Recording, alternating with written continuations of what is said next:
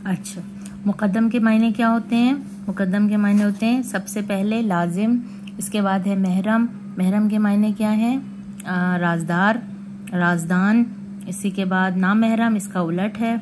जचना के क्या मायने होते हैं? सजना। खिलत सुल्तानी, बादशाहों का लिबास, कीमती लिबास। मगन, मगन के मायने क्या है? मसरूफ। मुहीत, मुहीत के मायने होते हैं घेरे हुए। और आफाक, आफाक के मायने क्या होते हैं? उफक की जमा है। आफाक कहते हैं आसमानों की बुलंदियों को, आसमान के किनारों को। ठीक है, अब दुरुस्त तलफ़ुज़ के साथ पढ़ना है वो तो फिर आप जैसे सदा, सदा को हम कैसे पढ़ेंगे? सदा, हमेशा। मुक़द्दम, इसके ऊपर क्या होता है? तशदीद होती है जैसे, या नई भी बाज़ दफ़ा होती है तो पढ़ते इसको इसी तरह है। खिलत, खिलत।